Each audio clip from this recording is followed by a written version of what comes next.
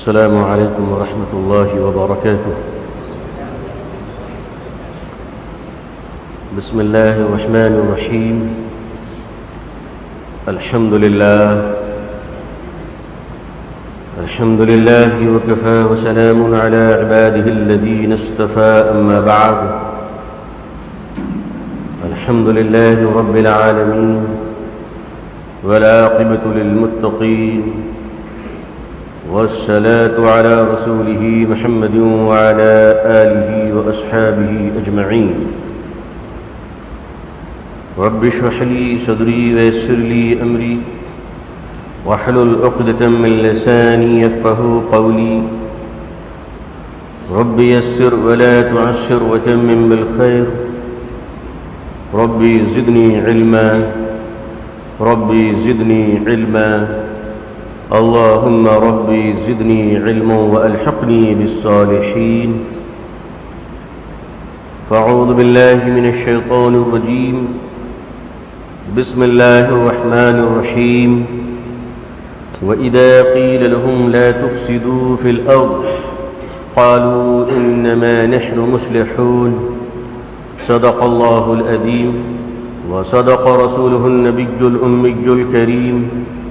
اللهم صل على سيدنا محمد وعطرته بعدد كل معلوم لك. اللهم صل على سيدنا محمد عبدك ورسولك وعلى المؤمنين والمؤمنات والمسلمين والمسلمات. بزرگان محترم، نوجوانان اسلام، عزیزان گرامی، اس وقت یہ بوڑھی دنیا اور اس میں بسنے والے کمزور انسان اور ان کمزور انسانوں میں بھی مجبور مسلمانوں کی زندگی کا سفر بڑا کٹھن سے کٹھن ہوتا چلا جا رہا ہے.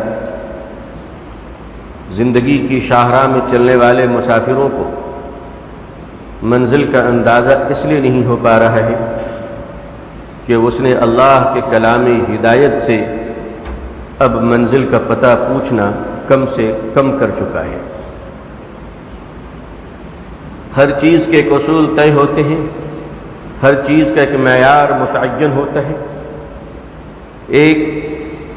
ہر چیز، ہر شے کو تخلیق کرنے والا، کسی چیز کے کریشن کرنے والے، وہ جانتا ہے کہ میں نے اس شے کو کیوں بنایا ہے. تو بنانے والے سے بنانے کا مقصد اور بنانے والے سے اس کے استعمال کے طریقے کو جاننا بے حد ضروری ہے. اگر بنانے والے کے ڈائریکشن کو نہ لیا گیا تو اس بات کا خطرہ نہیں بلکہ یقین ہے کہ جس چیز کو لی گئی ہے اس سے فائدہ اٹھانا ناممکن ہے. اللہ تبارک و تعالی نے انسانوں کو بنایا اور اس انسانوں کی بہت کثیر بھیڑ میں اور بڑی تعداد میں، ظاہر ہے اس کی حقیقی تعداد کیا ہے سوائے اللہ کے کسی کو نہیں معلوم. اور دنیا میں کوئی انسان یہ دعویٰ نہیں کر سکتا کہ کسی آدمی نے اتنی بڑی کانفرنس کی ہو جس میں نسل انسانی ابن آدم کی تمام اولادیں جمع ہوں. ظاہر ہے کہ اس نے جب کانفرنس کی ہوگی تو جو گزر چکے ہوں گے وہ جمع نہیں ہوں گے، جو آنے والے ہوں گے وہ جمع نہیں ہوں گے. تو وہ ہر اعتبار سے انکمپلیٹ، ناقص رہ جائے گی وہ کیلکولیشن. لیکن ایک کانفرنس عالم انسانیت کی ایسی ہے جسے اللہ تبارک و تعالی نے اس دنیا میں حضرت آدم علیہ السلام کو بھیجنے سے قبل، آپ کو اس دنیا میں نازل کرنے سے قبل عالم ارواح میں ایک عظیم الشان کانفرنس کی. اور وہ کانفرنس جو عالم ارواح کہلاتی ہے اور جہاں نسل انسانی اولاد آدم کے تمام اولادیں اور نسلیں موجود تھیں، علماء کی روح بھی موجود تھی، غیر علماء کی روح بھی موجود تھی، دانشوران کی روح بھی موجود تھی، سیاستداں کی روح بھی موجود تھی، ہر جائی کی روح بھی موجود تھی، یکجائی کی روح بھی موجود تھی، نمک حلال کی روح بھی موجود تھی، نمک حرام کی بھی روح موجود تھی. حضرت ابو بکر بھی موجود تھے تو ابو جہل و ابو لہب بھی موجود تھا.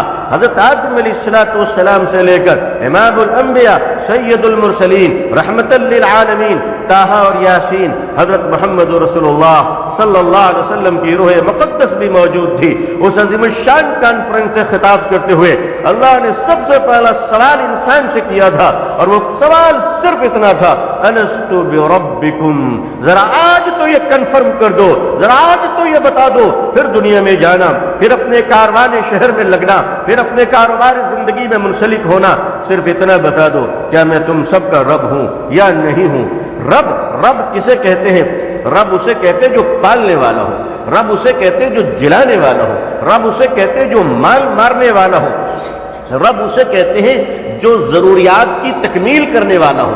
अभी इंसान दुनिया में आया नहीं है तो उससे उसकी जरूरतें भी मुंसलिक नहीं है। अभी दुनिया में इंसान आया नहीं है तो मौत और जिंदगी के बारे में कुछ जानता भी नहीं है। अभी इंसान दुनिया में आया नहीं है तो भूख और प्यास की लज्जतों से नाशना है। आखिर ये इंसान रब के सवाल का जवाब कैसे दे? अना अलस्तु बिरब्बिकुम, क्या मैं तुम सबका रब हूं? अल्लाह ताला दो बातें उस कॉन्फ्रेंस में बता रहे, एक तो ये कि मैं तुमसे सवाल कर रहा हूं, अपना जहन ठीक रखना, और कयामत के दिन फिर तुमसे पूछूंगा, और दूसरा ये कि मैं रहती दुनिया कयामत तक के लिए बता देना चाहता हूं कि मुअल्लिमे अव्वल और मुअल्लिमे आखिर कौन होंगे? वही होंगे जो आज इस सवाल का जवाब सिखा दे। पूरी दुनिया खामोश थी, बस एक रूह बोल रही थी, वो थे हजरत मोहम्मद रसूलुल्लाह सल्लल्लाहु अलैहि वसल्लम।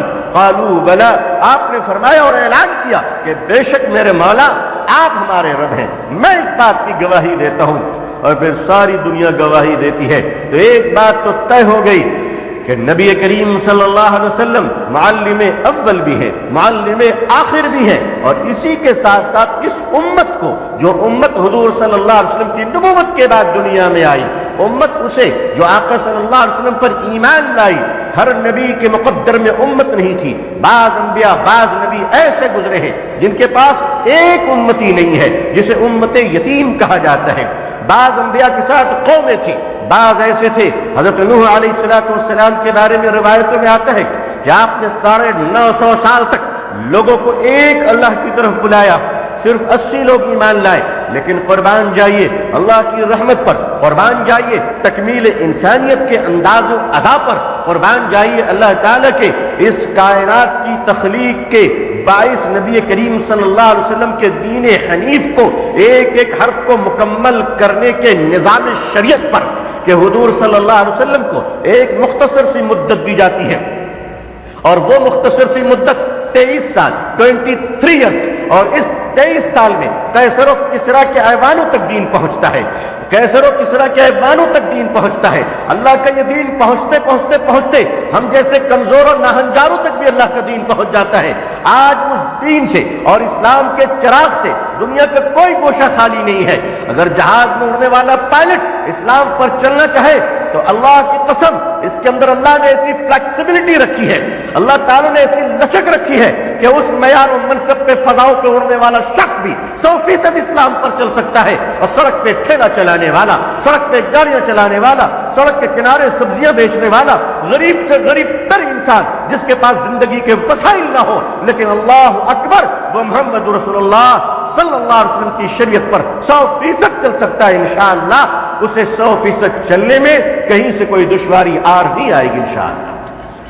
नबी पाक सल्लल्लाहु अलैहि वसल्लम का ये दीन मुकम्मल है, ऐसा मुकम्मल कि ऐ लोगो अगर तुम मस्जिद के मुसल्ले के इमाम हो तो आओ मदीने के मस्जिद के मुसल्ले पे खड़ा हुआ वो इमामुल अंबिया हजरत मोहम्मद रसूलुल्लाह सल्लल्लाहु अलैहि वसल्लम के किरदार को देख लो कि वो नबी कैसे हैं, जो मुख्तदियों के साथ कैसा सलूक करते हैं, अहले मोहल्ला के साथ आपका कैरेक्टर क्या है, आने वाले मेहमानों के साथ आपकी तवाज़ो क्या है, आप मेहमान नवाजी कैसे करते हैं, आप लेन देन कैसे करते हैं। ऐ लोगो अगर तुम जंग के मैदान के सिपाह सालार हो तो चलो बदर के मैदान के अरीश के छत के नीचे खड़े होने वाले उस आमना के दुलारे आजम सिपाह सालार आजम हजरत मोहम्मद रसूलुल्लाह सल्लल्लाहु अलैहि वसल्लम के उस किरदार को देख लेते हैं, जो जंग के मैदान में खड़े होकर पहले अपनी सफे दुरुस्त करते हैं, नातवा और बेहथियारों के गरीब मुजाहिदीन को आप हौसला बख्शते हैं, और उसके बाद सजदे में सर गिराकर अल्लाह से मदद की दुआ मांगते हैं।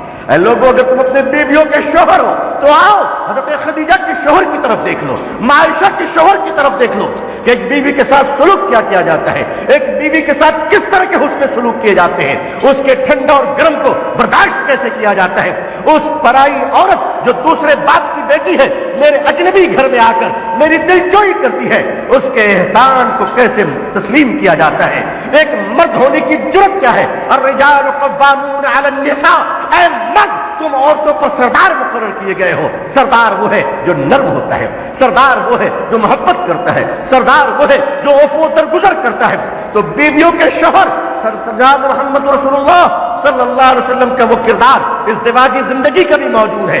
اگر تم اپنی اولادوں کے باپ ہو تو فاطمہ کے اس باپ کی طرف کیوں نہیں دیکھ لیتے کہ بیٹی اگر گھر آ رہی ہے تو محمد رسول اللہ صلی اللہ علیہ وسلم ایک باپ ہونے کی حیثیت سے کھڑے ہو جاتے ہیں، اپنی چادر مبارک کو نکال کر بچھا دیتے ہیں اور فرماتے ہیں میری بیٹی آؤ تو اس پر بیٹھ، میری اولاد تو میری بیٹی ہے، بیٹی کی عزت کرنا میرے پیارے آقا صلی اللہ علیہ وسلم نے سکھایا۔ اے لوگوں اگر تم اپنے نوکروں کے مالک ہو تو حضرت بریرہ کے اس آقا کی طرف کیوں نہیں دیکھ لیتے کہ جب حضرت بریرہ سو رہی ہے اور نوکرانی کو پسینہ آتا ہے تو پنکھا جھلنے والا کوئی اور نہیں، امام الانبیاء حضرت محمد رسول اللہ صلی اللہ علیہ وسلم ہے جو نوکر کو راحت دے رہے ہیں۔ حضرت بریرہ گھبرا کر اٹھتی ہیں اور کہتی یا رسول اللہ صلی اللہ علیہ وسلم میں آپ کی باندھی، آپ میرے آقا ہیں، آپ کو گرمی لگے گی، میں پنکھا جھلوں گی، یہ آپ نے کیا کر دیا؟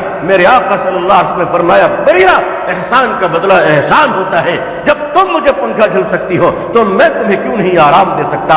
اے لوگوں اگر تم تاجر ہو تو ماں خدیجہ کے تجارت میں اور اس مال کے ساتھ پارٹنرشپ میں اس 25 سال کے نوجوان کا کریکٹر کیوں نہیں دیکھ لیتے جو غلام میسرہ جس کے کریکٹر کو بیان کرتے ہیں اور ملک شام و دمشق و عراق کی طرف جاتے ہیں اور تجارت کی طرف لوٹتے ہیں، اور وہ ساتھ میں رہنے والے غلام میسرہ کی رپورٹ یہ ہے کہ کیا بتاؤں خدیجہ ایسا تاجر میں نے آج تک نہیں دیکھا، جو خریدار آیا وہ مال کیا خریدتا خود کو بیچ کر چلا گیا۔ نبی پاک صلی اللہ علیہ وسلم کی زندگی کا وہ کون سا گوشہ خالی ہے؟ دوستوں کے ساتھ آپ کا کردار کیا ہے؟ بچپنے میں آپ کا کردار کیا ہے؟ اسی لیے شاید امریکن مصنف انصاف کرنے پر مجبور ہو گیا۔ ایچ مائیکل ہارٹ نے جب دی 100 لکھی اور دی 100 کے اندر اس نے 100 بڑے انسانوں نے جب محمد رسول اللہ صلی اللہ علیہ وسلم کو سب سے پہلا نمبر دیتا ہے 25 سال کی محنتوں کے بعد، تو اس نے کہا تھا کہ لوگوں مجھ سے پوچھ سکتے ہو کہ میں حضرت موسیٰ کو پہلا نمبر کیوں نہیں دیتا، میں حضرت عیسیٰ کو پہلا نمبر کیوں نہیں دیتا؟ میں چاہ رہا تھا کہ میں حضرت موسیٰ کو پہلا نمبر دیکھوں، لیکن بچپن دیکھا محمد سے اچھا کسی کا نہیں ملا صلی اللہ علیہ وسلم، جوانی دیکھی اس سے زیادہ غیرت مند مجھے کہیں اور نہیں ملا، محمد رسول اللہ صلی اللہ علیہ وسلم سے بڑھ کر کوئی اعلیٰ کریکٹر کا انسان تو ہمیں لا دو۔ میں لکھنا تو چاہ رہا تھا کسی اور کے بارے میں، لیکن شاید اس قلم کے ذریعے سے میرے ضمیر کی آواز آ رہی تھی، اے ایچ مائیکل ہارٹ تو جسے نام لکھنا چاہے لکھ لے، مگر اگر انصاف کی بات کرے گا تو محمد سے پہلا نام کسی کا نہیں آ سکتا صلی اللہ علیہ وسلم۔ اس رسول اعظم صلی اللہ علیہ وسلم کی یہ امت ہے اور اس امت کی بڑی ذمہ داری ہے، اسی امت پر دنیا مکمل کر دی جائے گی، اسی امت پر دنیا ختم کر دی جائے گی۔ اب چاہے تو یہ امت صداقت کو زمین پر نافذ کرے، چاہے تو یہ امت عدل و مساوات کو زمین پر نافذ کرے، چاہے تو یہ امت عدل و محبت و مروت کو اس زمین پر نافذ کرے، یا چاہے تو یہ امت ماروڑیوں کی طرح تجارت میں سود خوری کی مثال کو قبول کر لے، چاہے تو یہ امت غیروں کی طرح جھوٹ کو اپنا شیوا بنا لے، چاہے تو یہ امت اپنے مفاد کے حل کے لیے نعوذ باللہ قرآن کی آیتوں کا غلط ترجمہ پیش کرے، چاہے تو یہ امت اپنی غلط کاریوں کو جواز بخشنے کے لیے اپنی غلطیوں پر شرمندہ ہونے کے بجائے اللہ سے معافی مانگنے کے بجائے ہٹ دھرمی کا مظاہرہ کرے، تو یاد رکھیے گا کہ وہ آفیسر جو یونیفارم میں ہو اگر جرم کرتے ہوئے پکڑا گیا تو سزا بھی بڑی خطرناک ہوتی ہے، وردی اتار لی جاتی ہے، سسپینڈ کر دیا جاتا ہے، جیل میں ڈال دیا جاتا ہے۔ یہ امت ڈیوٹی پہ ہے، امت مسلمہ 24 گھنٹے ڈیوٹی میں ہے، ماں کی گود سے لے کر قبر کی گود تک ڈیوٹی میں ہے، ہماری اور آپ کے لیے چھٹی نہیں ہے۔ اگر اس کائنات میں باطل کی ہوائیں چل رہی ہے، اگر اس دنیا میں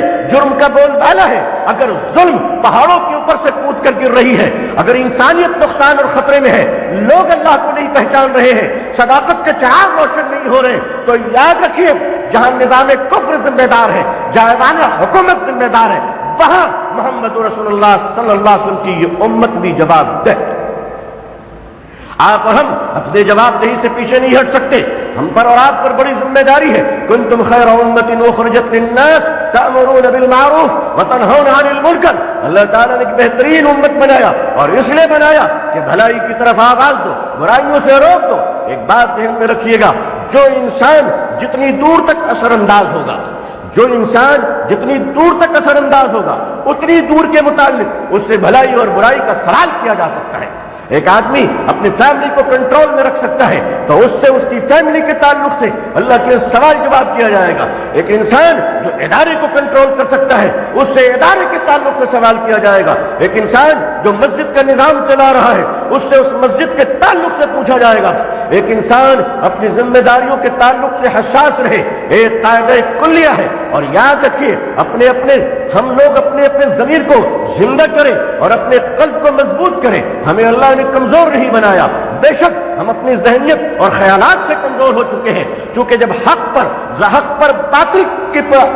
باطل کا غلاف چڑھ جاتا ہے تو حق شرمندہ ہو جاتا ہے. لیکن قاعدہ کلیہ اور گرامر یہ ہے کہ اس دنیا میں اندھیرے نام کی کوئی چیز نہیں ہے. اس دنیا میں اندھیرا نام کی کوئی چیز نہیں ہے, تاریکی کوئی چیز نہیں ہے. ہم لوگ کہتے ہیں رات ہو گئی, اندھیرا ہو گیا.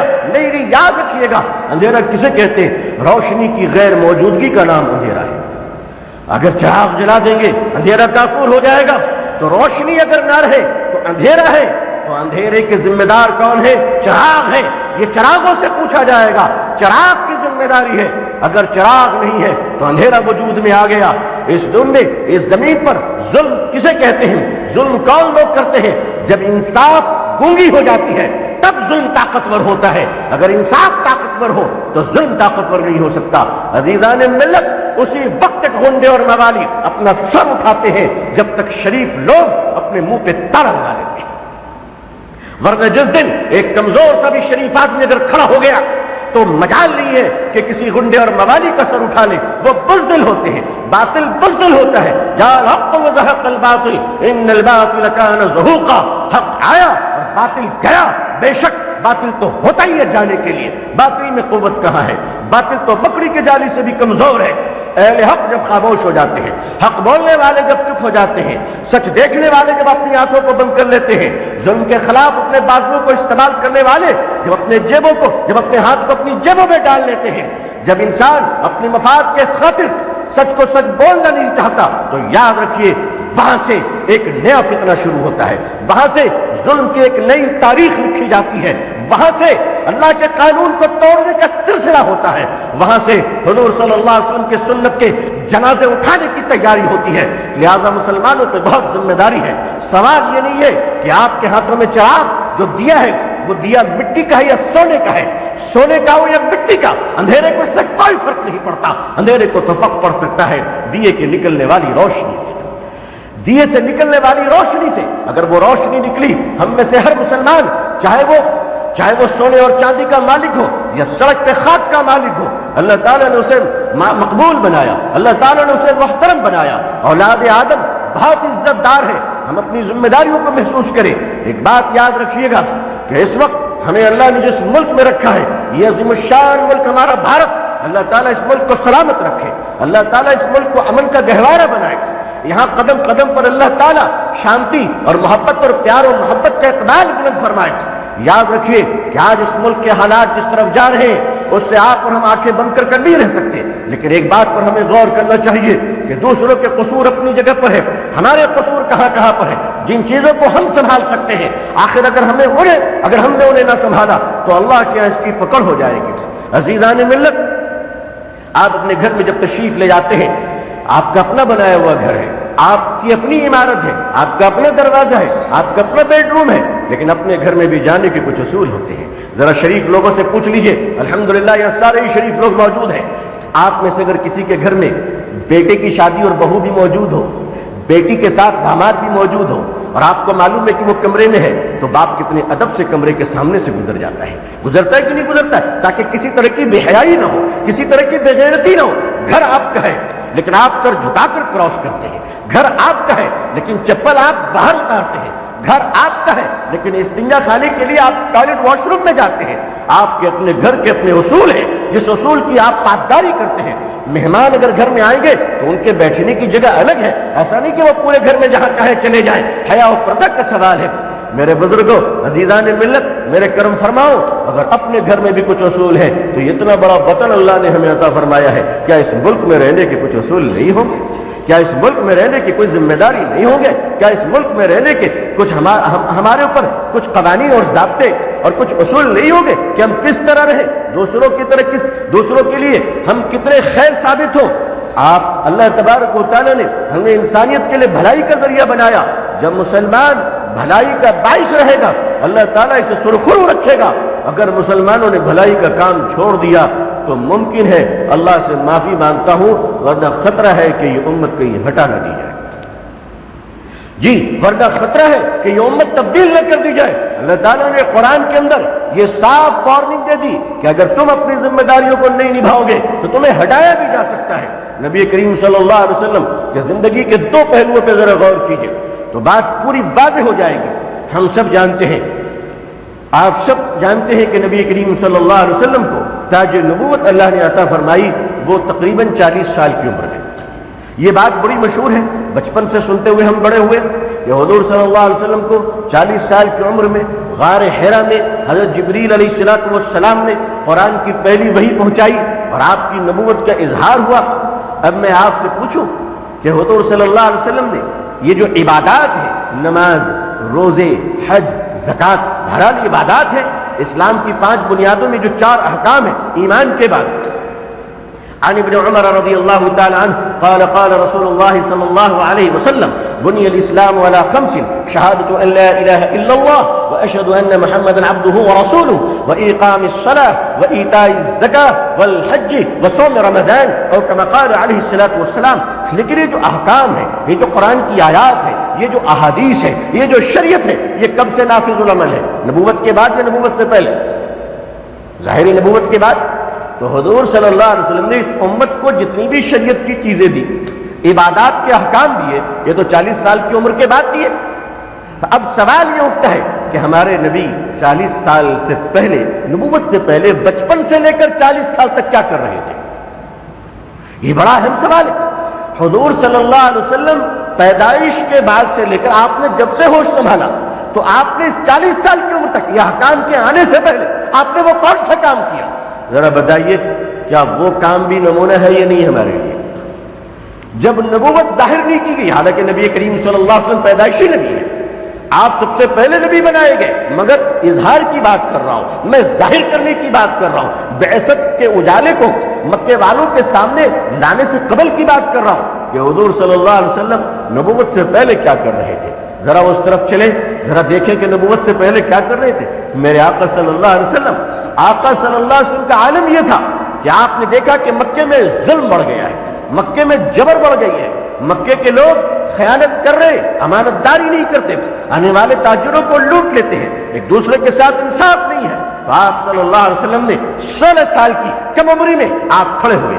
سوچئے ذرا، مکے کی اس سنگلاخ اور پہاڑی علاقہ جہاں ایک سے ایک سردار موجود تھے، اور سردار بھی کیسی مضبوط ہڈی والے جو کسی کی نہ سنے، جہاں ابو جہل ہو، ابو لہب ہو، بڑے بڑے امیہ بن خلف ہو، ابو سفیان ہو جو بعد میں ایمان لائے رضی اللہ تعالیٰ عنہ، ایسے بڑے بڑے لوگ موجود ہیں، مگر مکے میں نظام انصاف قائم نہیں تھا۔ آپ صلی اللہ علیہ وسلم نے 16 سال کی عمر میں اہل مکہ کو آواز دی، اے مکے والو آؤ اور ہم ظلم کے خلاف آواز بلند کریں، انصاف کو قائم کریں، مسافروں کو کھانا کھلائیں، روتے ہوئے کے آنسوؤں کو پوچھیں، ماں بہنوں کی عزت و ناموس کی حفاظت کریں، آنے والے تاجروں کو ان کی تجارت کے پیسے لوٹائیں۔ اس کے لیے آپ نے 16 سال کی عمر میں مکے کے اندر ایک کمیٹی بنائی، آپ نے ایک سوشل ویلفیئر آرگنائزیشن بنائی کہ آؤ مکے کے اندر ہم بھلائی کا کام کریں۔ نبی کریم صلی اللہ علیہ وسلم جب دنیا جانتی نہیں تھی کہ آپ اللہ کے نبی ہیں، آپ راستے سے چلتے تھے، مکے کے بڑے سردار کھڑے ہو جاتے تھے، کیا کہتے تھے؟ کوئی یہ نہیں کہتے تھے کہ محمد آ رہا ہے صلی اللہ علیہ وسلم، سب یہ کہتے تھے صادق آ رہا ہے، مطلب سچ بولنے والا آ رہا ہے، امین آ رہا ہے، امانت دار آ رہا ہے۔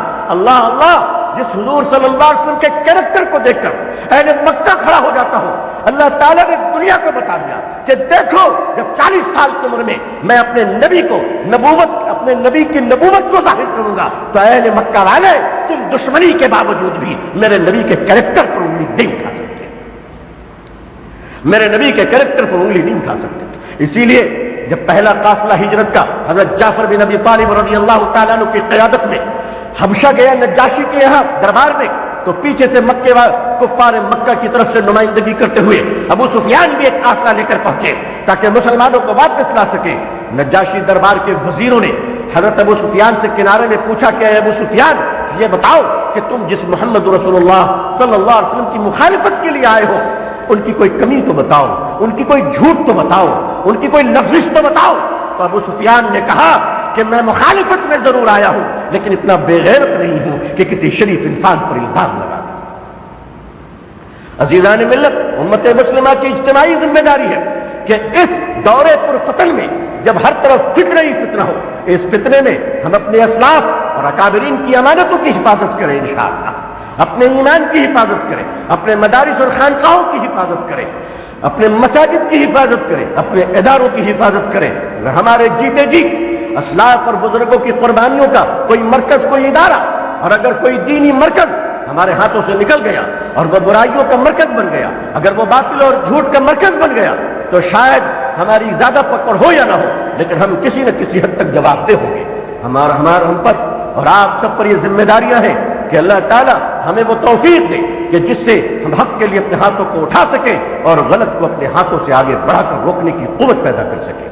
اللہ تبارک و تعالیٰ سے دعا ہے کہ اللہ تعالیٰ پوری دنیا میں ہم سب کو اسلام کی عزت دیکھنا نصیب فرمائے، اقوام عالم اور اہل ہندوستان کے دلوں میں اللہ اسلام کے لیے اور مسلمانوں کے لیے جذبہ محبت و احترام پیدا فرمائے۔